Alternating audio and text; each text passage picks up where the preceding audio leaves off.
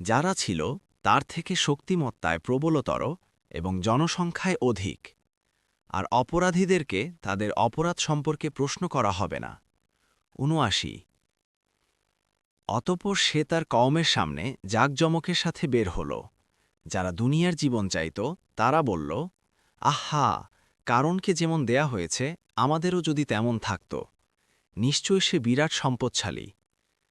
৮০ আর যারা জ্ঞানপ্রাপ্ত হয়েছিল তারা বলল, ধিক তোমাদেরকে, আল্লাহর প্রতিদানই উত্তম যে ঈমান আনে ও সৎকর্ম করে তার জন্য, আর তা শুধু সবরকারীরাই পেতে পারে।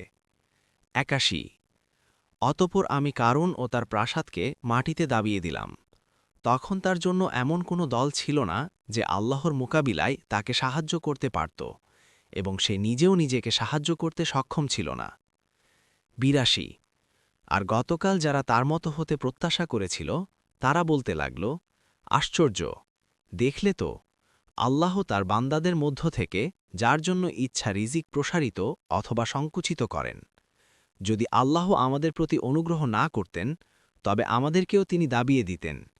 দেখলে তো, কাফিররা সফল হয় না। ৮৩ এই হচ্ছে আখিরাতের নিবাস যা আমি তাদের জন্য নির্ধারিত করি যারা জমিনে ঔদ্ধত্য দেখাতে চায় না এবং ফাসাদও চায় না, আর সুপরিণাম মুত্তাকিনের জন্য।